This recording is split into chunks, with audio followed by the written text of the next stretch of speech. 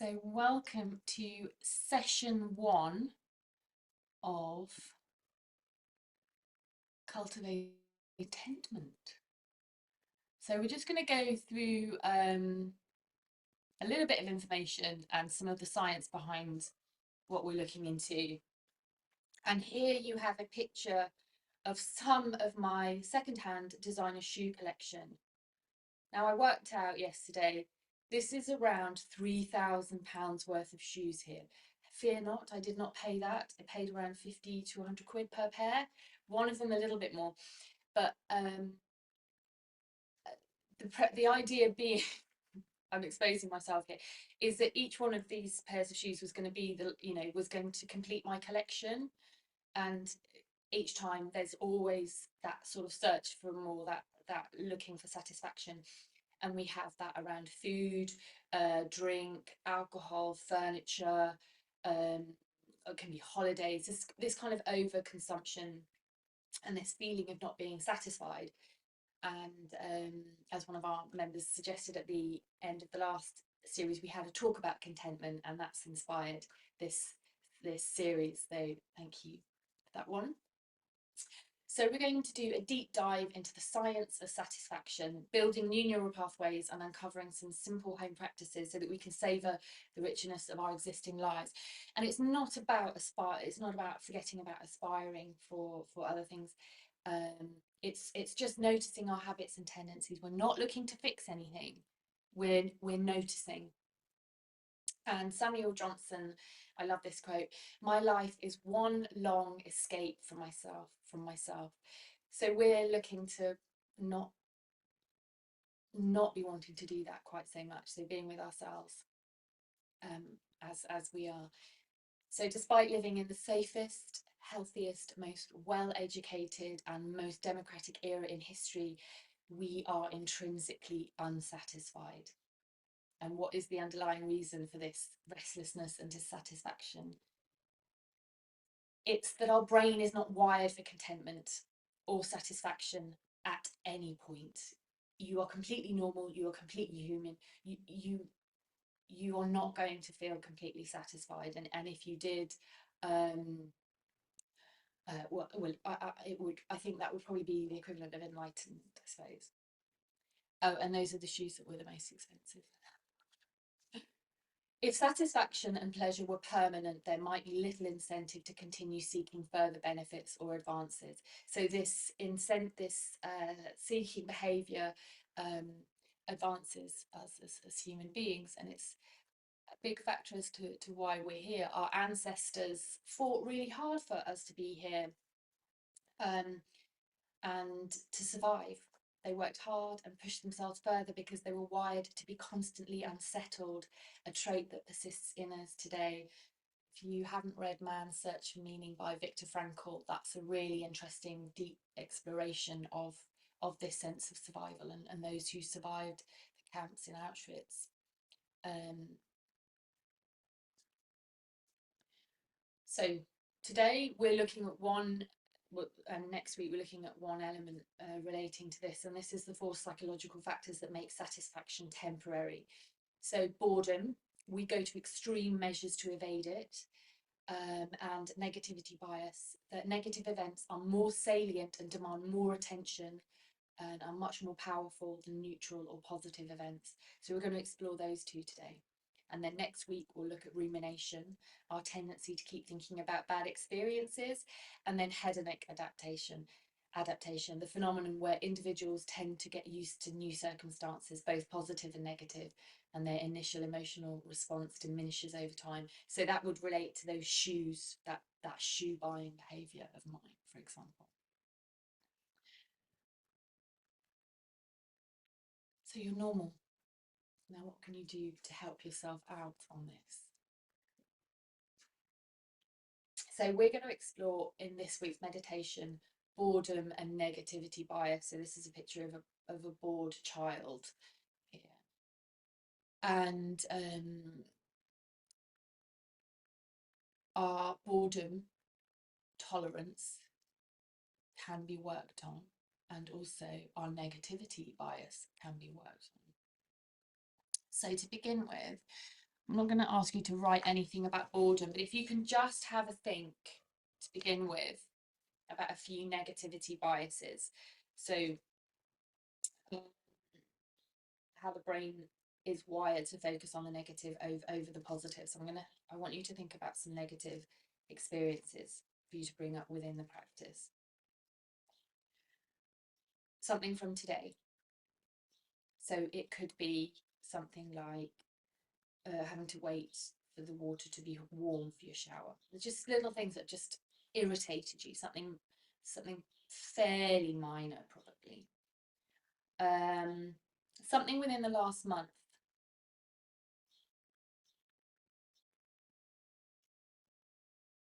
So it could be you've had to do something for your car, it could be an annoying piece of admin, just something negative that maybe's happened that's annoyed you. Something from the last year,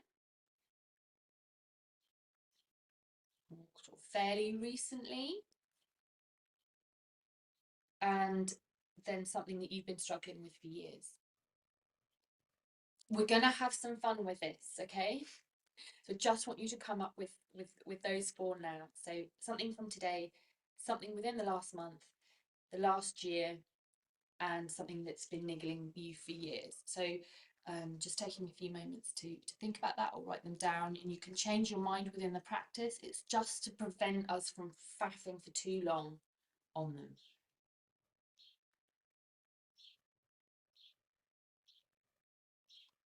I'm doing this myself.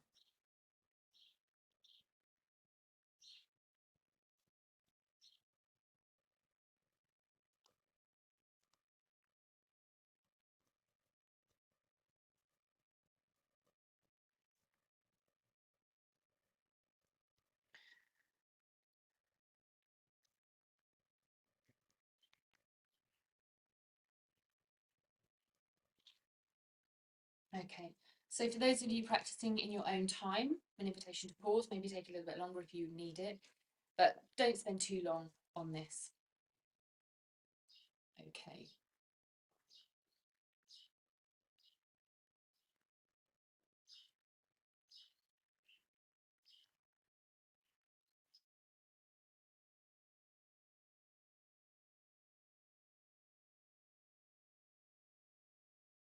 Start loudly announcing that the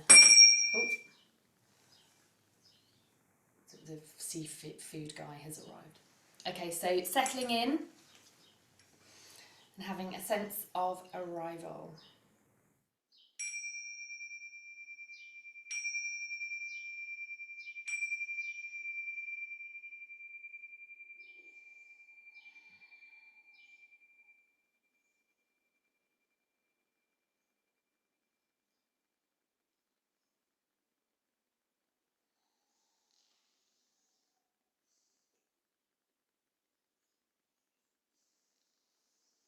So taking a moment to settle into your posture.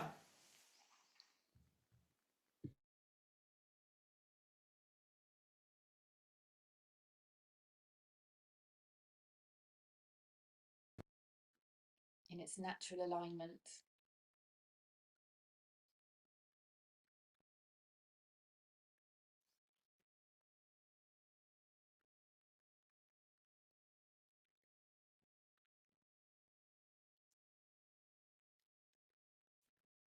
Making any adjustments, getting any extra cushions or blankets. And if you want to do the practice lying down, perhaps putting something under your knees which supports the lower back. A graceful and dignified and solid, stable foundation. Feeling held by the earth, supported. And bringing your awareness to the contact that you're making with the earth.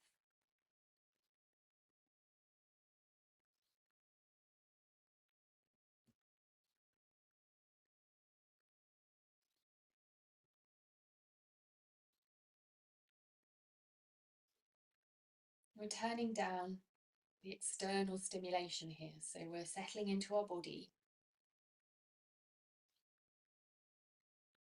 This is fairly boring for the brain. Your prefrontal cortex will pop off on lots of different tangents.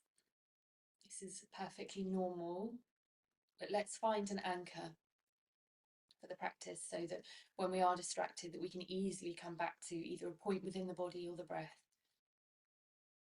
settling and then returning to the practice when we're ready. So somewhere neutral that you can bring your attention to when your mind has wandered.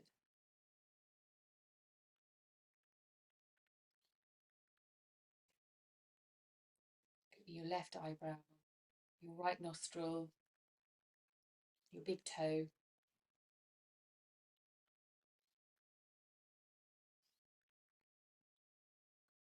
And remembering to follow my instructions only if they feel right for you within the practice. This is really important. This is what we're here for. We're learning to listen and pay attention to ourselves and notice our habits and tendencies with kindness and curiosity and playfulness. There's no right way or wrong way of doing these practices. You need to move, weaving the movements into the practice, noticing how the muscles work and the textures of your clothes and the sounds and the smells and the temperatures.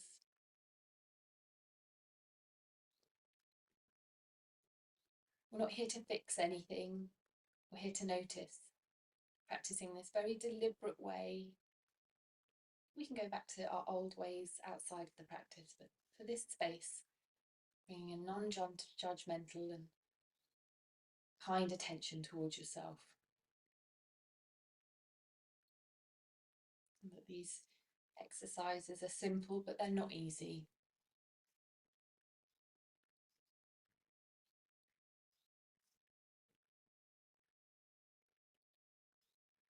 And an invitation to take an internal weather report. How are you? Do you feel tired, hungry, thirsty, distracted, anxious, content, joyful, sad? And once you've found this feeling, dropping from the story and into what you notice, if anything, in the body.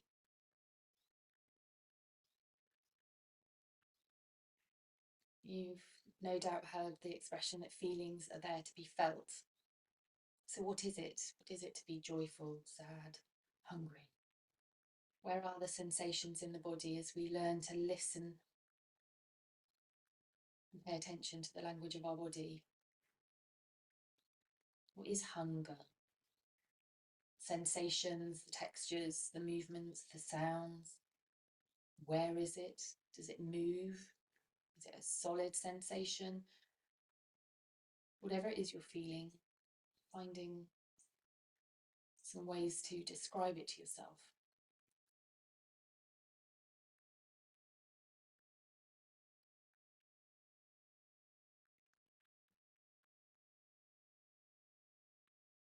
This improves our emotional literacy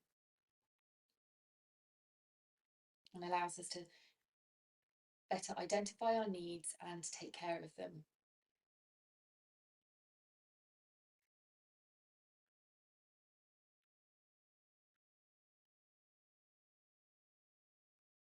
And an invitation to check in with your posture again. Is there any tension or tightening? What's happened to your face? Have your shoulders crept up to your ears? Are you holding your breath?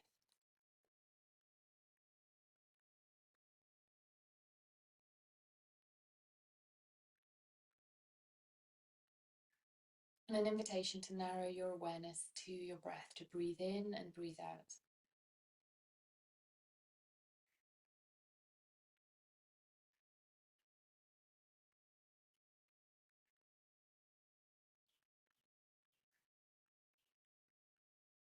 And let's begin by looking at our in-breath.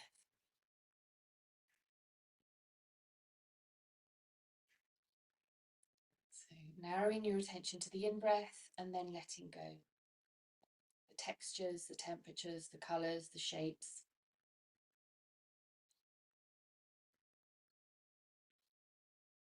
the movements within the body. So concentrated attention on the in-breath and then releasing.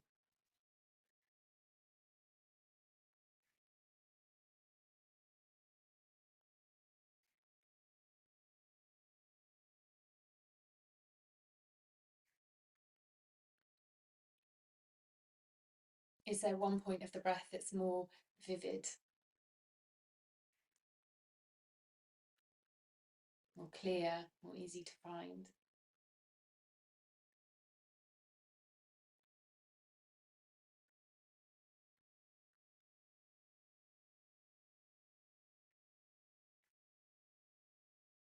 And now an invitation to move your awareness to your out breath.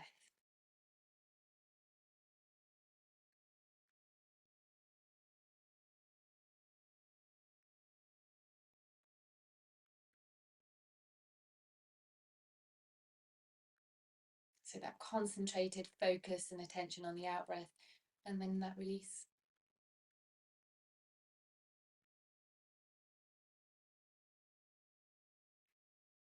Can you notice of your out breath? What's most vivid?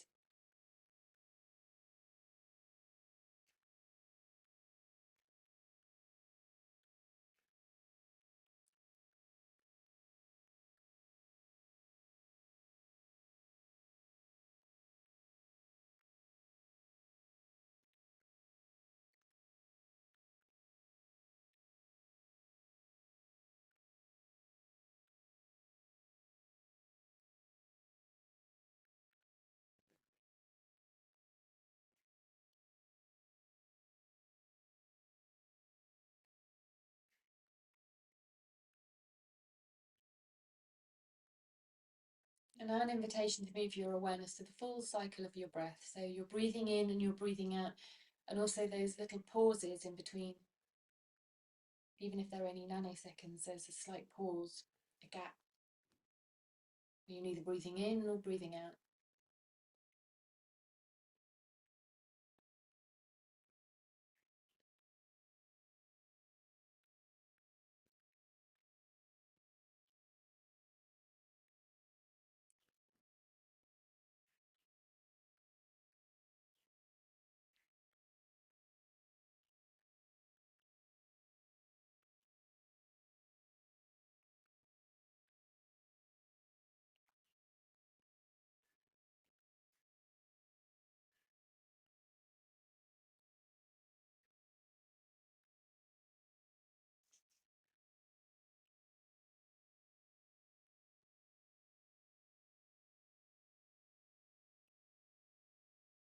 And now letting go of focusing on anything in particular, and we're going to move into a period of choiceless awareness, or boredom.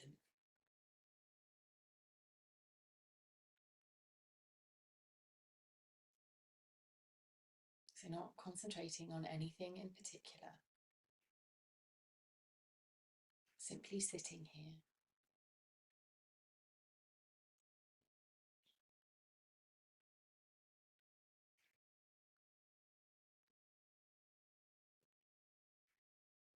Noticing where you go, where your mind wanders off.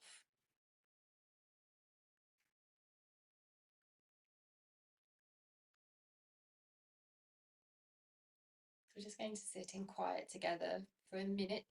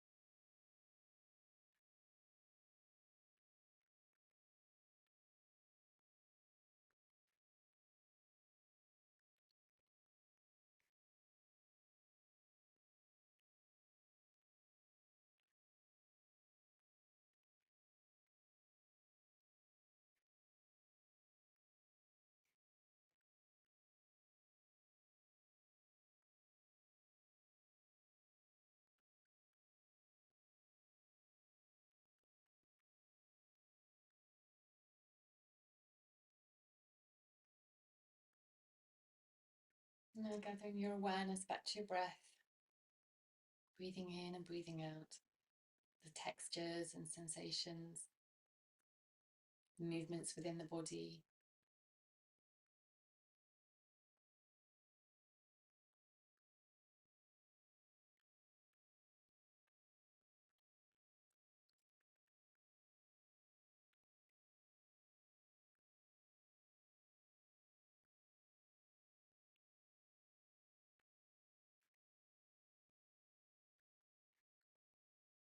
Now moving into another period of choiceless awareness, allowing yourself to go, like letting a dog off the lead or a child into a play park.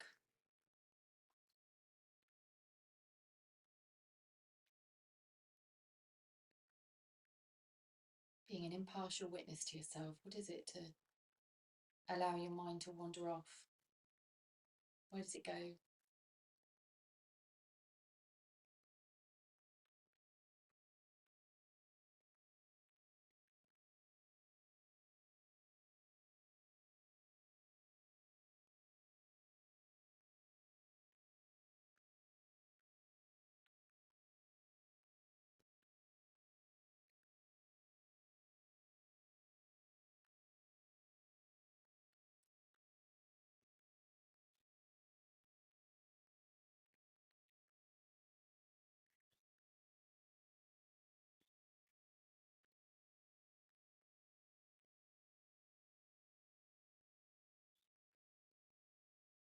Simply sitting with yourself.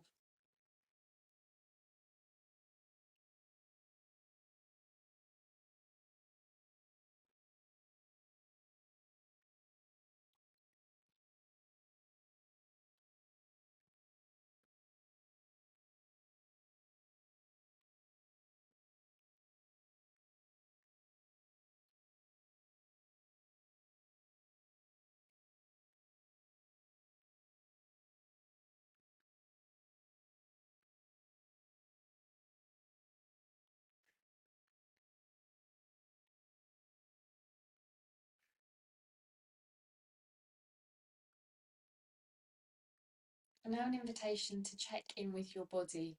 What did you notice? What do you notice now, if anything? Has anything happened to your posture or your breath? Are there sensations within the body that made themselves known to you within that space? Pleasant or unpleasant, neutral?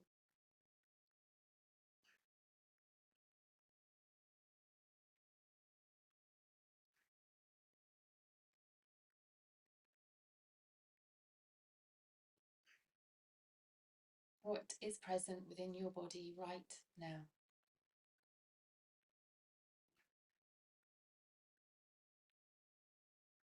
What's interesting? What's dull?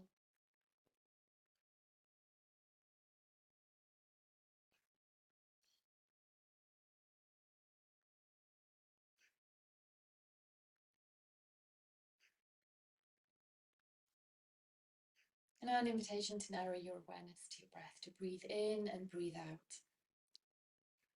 Check in with your posture, readjust, elongate your spine.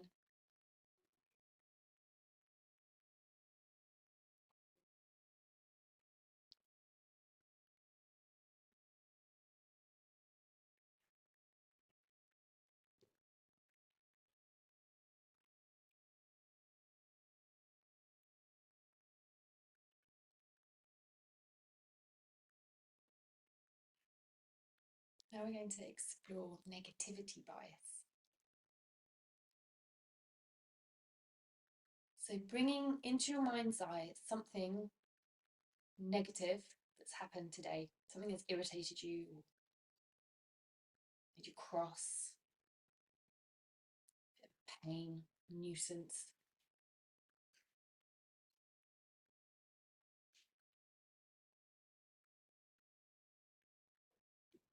And then dropping from your prefrontal cortex and into the space of your body. What does it feel like to hold this negative experience? Are there any particular parts of the body that feel this niggle more than others? Being interested and curious in yourself.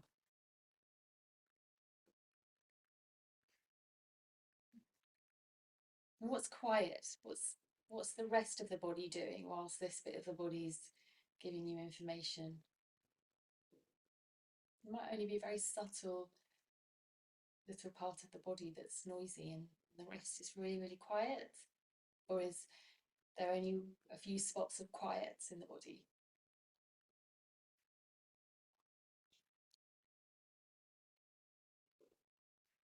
These bodies that house our experiences and process all of these experiences get very little attention. So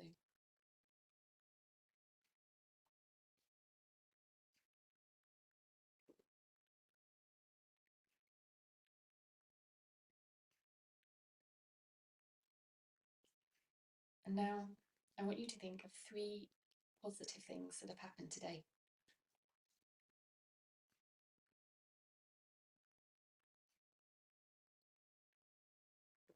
Perfect cup of tea, warm slippers, bird song,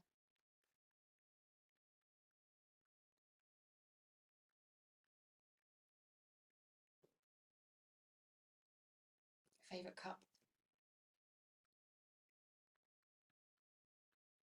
full night's sleep.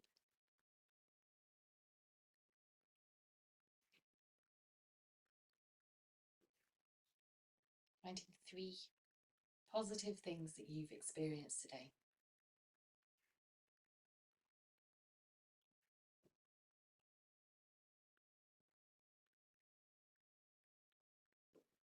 And then dropping into the felt sensation of that within the body as you hold these 3 moments in your mind's eye.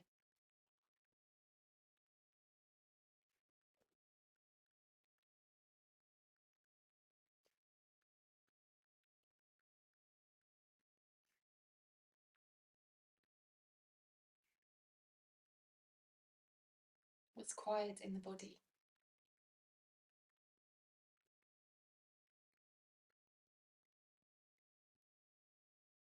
Where's there lots of movement and sensation, or more movement and more sensation? So there's a tendency to be around the heart and the guts area of the body. But maybe not for you. Maybe it's your face, maybe it's your neck, maybe it's your feet. But checking in with every nook and cranny of this body that houses your stories and experiences.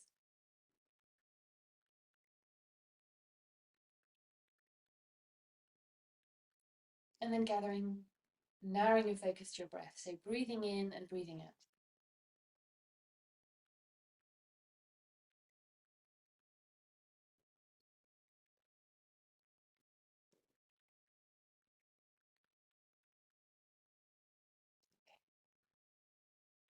Now moving to a recent negative event, maybe within the last week or month.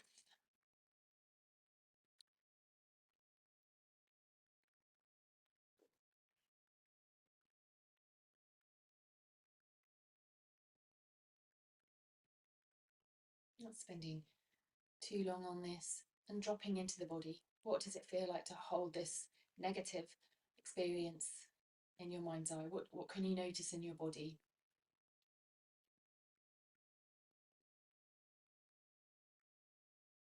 So we're moving from our prefrontal cortex and into the space of our body here. Is it the heart and the gut area? Is it your shoulders? Is it your back? Is it your hips, your knees, your feet, your hands? Scanning around.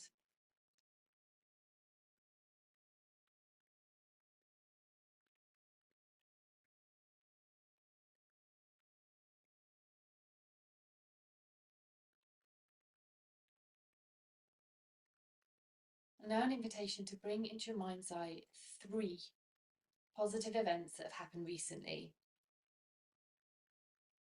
3 things that have brought you joy.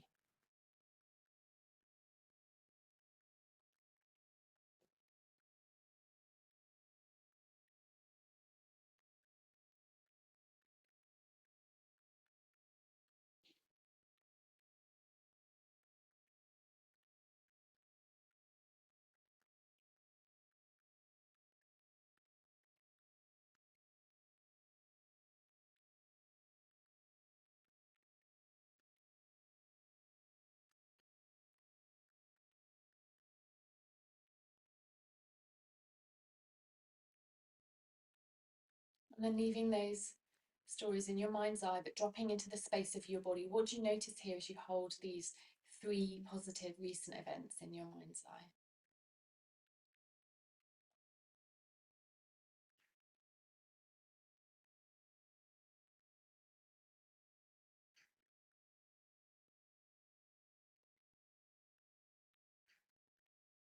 Does your face relax?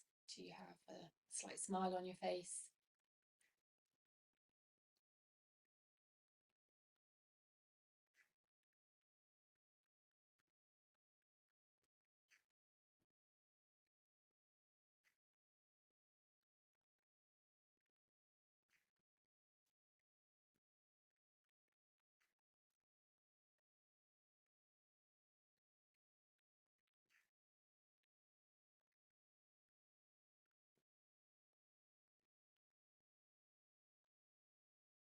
And then narrowing your awareness to your breath again, gathering your focus, following 3 breaths in and 3 breaths out.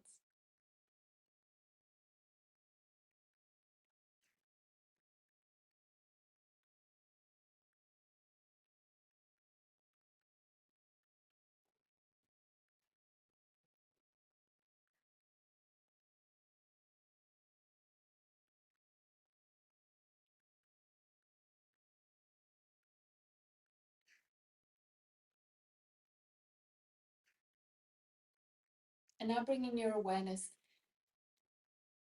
back to your prefrontal cortex and to a negative event that has happened within the last few years.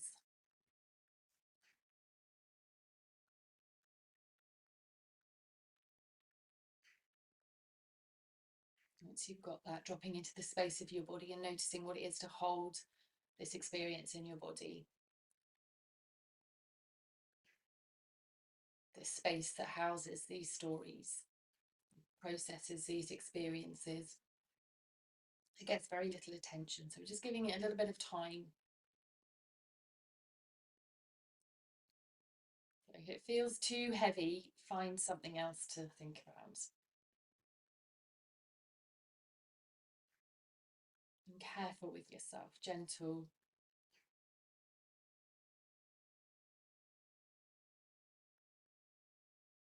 You're hardwired to protect yourself from these kind of scenarios, which is why we have this negativity bias. It's a way of trying to avoid them. But we're giving ourselves some space to simply sit with this, just for a few more moments.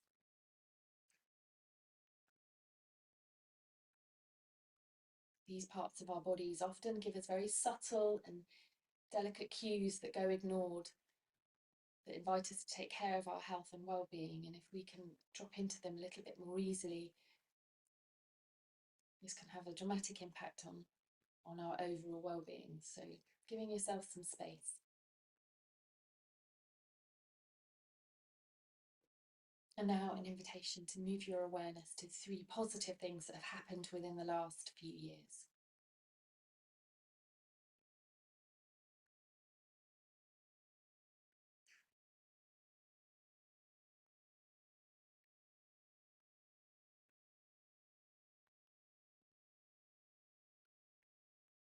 And then holding the stories in your mind's eye, but dropping into the space of your body and noticing any sensations that you can notice here.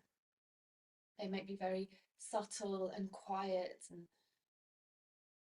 but just noticing and noting. Do you feel warm or cool, light? Maybe a soothing heaviness.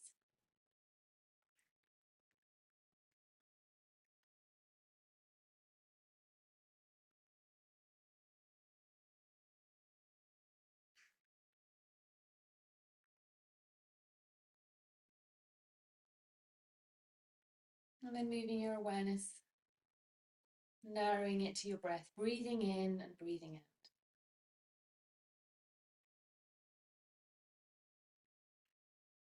Extending that out breath.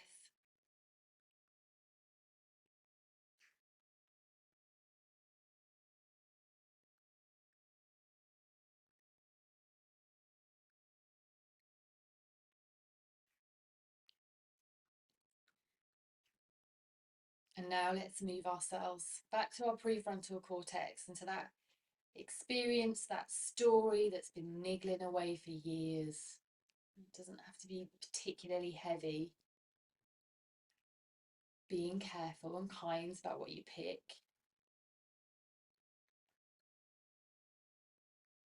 Something unresolved and challenging that rears its ugly head every now and again.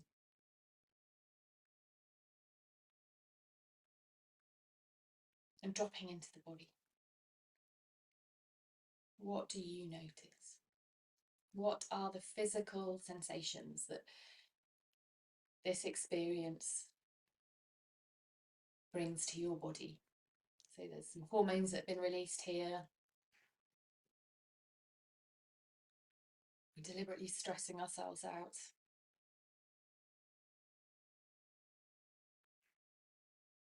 Before we move into the antidote, what do you notice?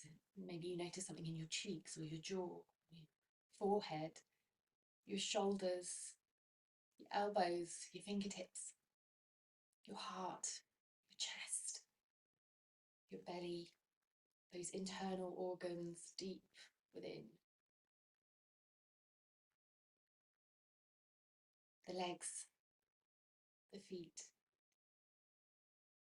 What do you notice? Heaviness, lightness, coolness, burning, ice.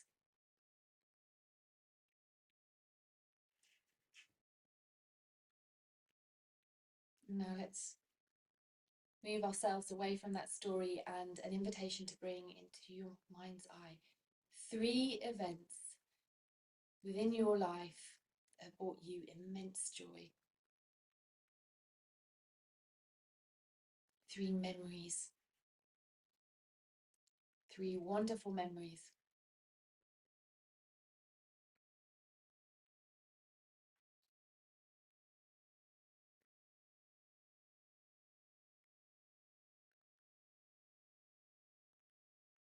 If you have more, you are welcome to go with that. It's at least 3.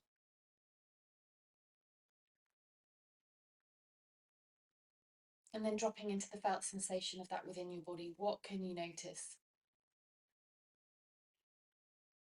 Temperatures, textures, movements, colours, sensations, lightness, heaviness.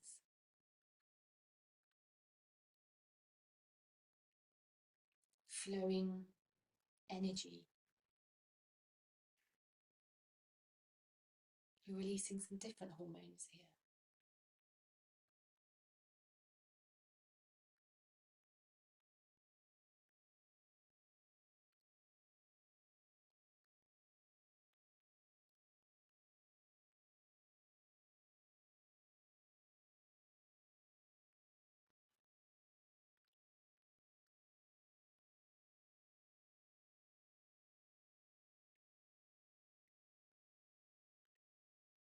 And now stepping away from your stories and narrowing your attention to your breath.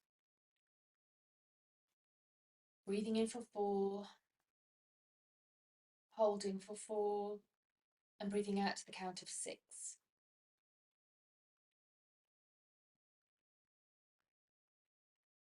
Breathing in for 4,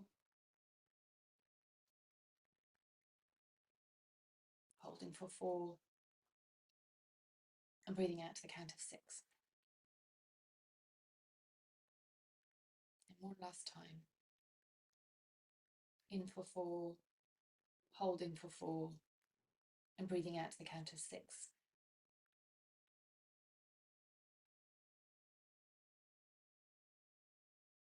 Just resting in stillness for a few more moments.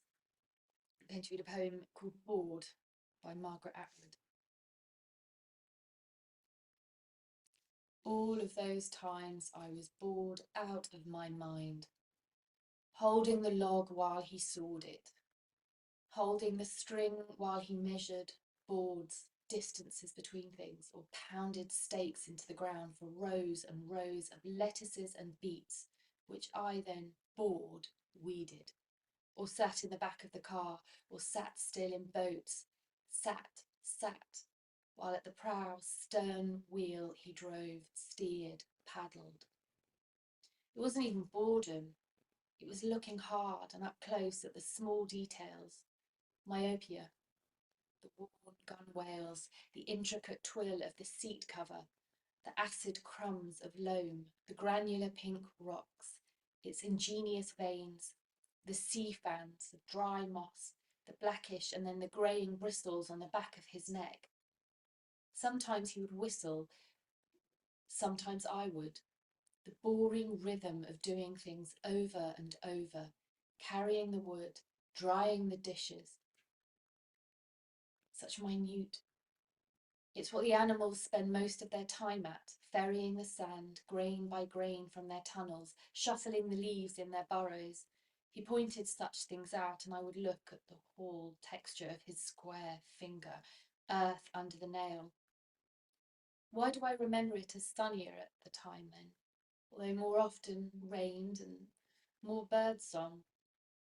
I could hardly wait to get the hell out of there to anywhere else. Perhaps, though, boredom is happier. It is for dogs or groundhogs. Now I wouldn't be bored. Now I would know too much. Now I would know.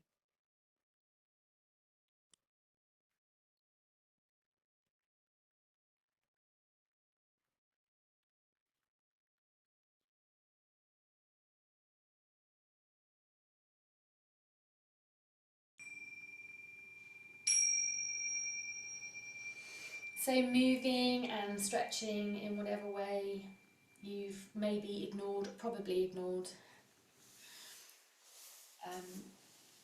in that practice. And let's move to taking tea together.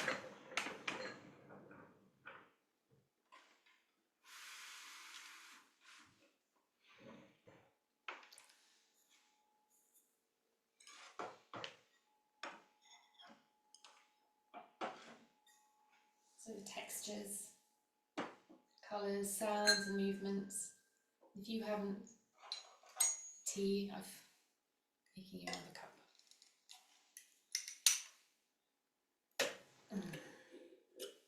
It's some jasmine tea.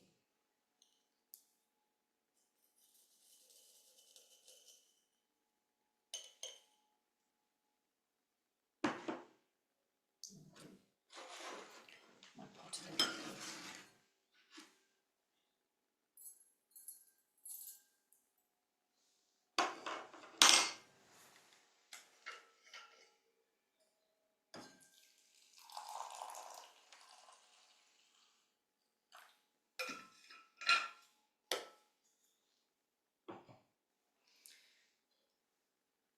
So taking tea is an invitation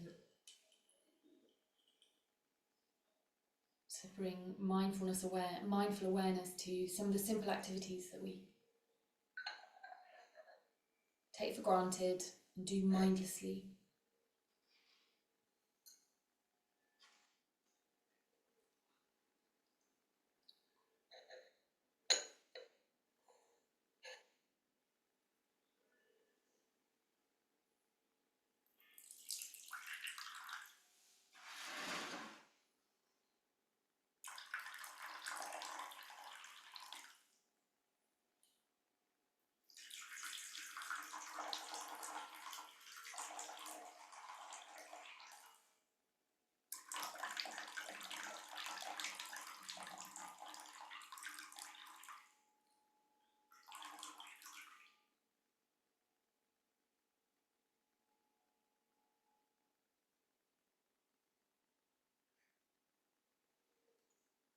Can bring back some of that childlike curiosity to activities that you, as a child, probably desperately wanted to do and weren't allowed to do.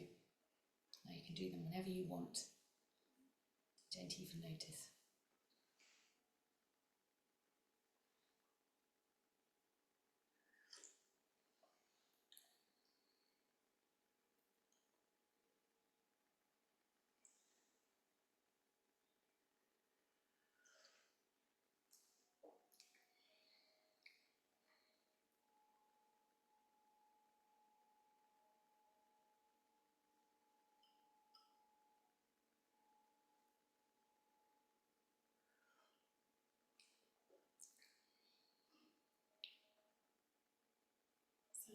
I'm going to pause the recording here. So for those of you practicing in your own time, an invitation to pause and take more time with your tea and journal about your experience of that, where we were deliberately bored. What maybe came up for you as you sat with yourself? Maybe where did you go and how did you bring yourself back? And what did you notice in your body of boredom? And this negativity bias, where we brought one negative thing in and three positive things in. And I'll explain a little bit more about that after the pause.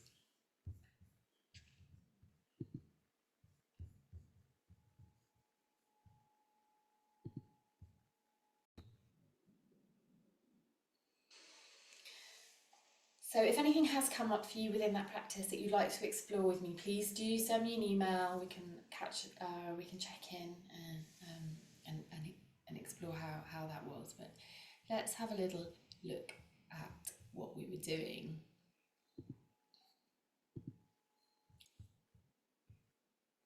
What your home practice is. Okay. So we've explored boredom, and the invitation is to set a timer for up to 5 minutes. So within that practice, we did 2 separate minutes. So we only did 2 minutes. So the invitation is to set maybe a timer just for a minute, just to sit and do nothing and notice what comes up. And then you can extend that to 2, 3, 4, maybe building up to 5. Simply setting a timer and doing nothing and noticing that you want to go off and write lists and you want to fix this and you want to do this. Just being with your body in a childlike and welcome, open experience to being bored. We are so overstimulated in this modern world, and our boredom tolerance can really help our overall well-being. Okay, so we're exercising that. And then the second element is we did the negativity bias, which would have taken up more of your prefrontal cortex. So within that practice, we were taking the power away from negative events by giving more attention to neutral or positive events. And we really focused on positive events within that session. So at the end of the day, or maybe at the beginning of the day, you can think about the day before and something negative that happened, and then listing in your mind 3 positive events. So the science behind this is a minimum of 3. So some studies suggest, in terms of negativity bias, that we need to come up with 5. But 3 is a minimum, and I think is a good and adequate enough number to have an experiment with. And so when we're experiencing negative feelings and emotions within the body, we're releasing hormones such as cortisol, stress. And when we're thinking about the positive events, we release serotonin and dopamine and oxytocin. So we're using our body's chemistry to counteract and to neutralize some of the more stressful experiences within what our body's experiencing. And obviously we're trying to activate our parasympathetic nervous system so that we move into the rest and restoration process, which supports immune health and overall well-being. So if anything comes up for you, do let me know, and I look forward to checking in with you and to be back next week. So you'll find all of these slides and the poem on the page. Thank you so much for joining me. We'll close with a breathing space. So this is the bread and butter practice you are welcome to include in your day. The invitation would be 3 times, so a breakfast, lunch and dinner breath work. So just taking a moment to arrive, settle, feel the points of contact that your body is making with the earth. Elongate your spine. You can have your eyes open or closed. And now an invitation to narrow your awareness to your breath, to breathe in and breathe out.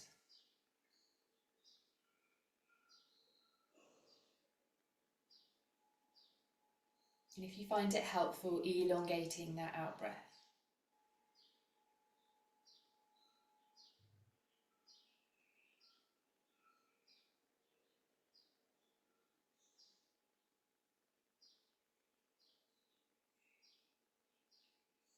And then from the breath, expanding your awareness to include all of your body.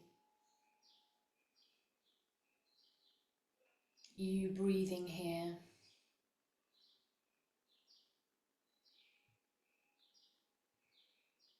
And placing a hand on your heart and one on your belly if that feels right for you. Just taking a moment to congratulate yourself having taken the time out of your busy life to be here and sit. These are simple but challenging moments. You've taken an active step in taking care of your own health and well-being. And an invitation to think about what you need to do next. What do you need? What does your body need? Do you need to go for a walk? Do you need to stretch, to eat, to drink? To write that list.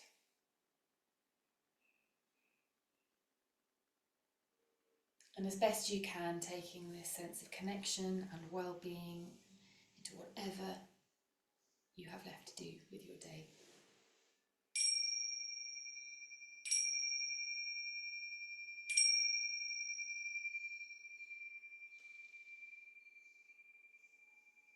Thank you so much for joining me.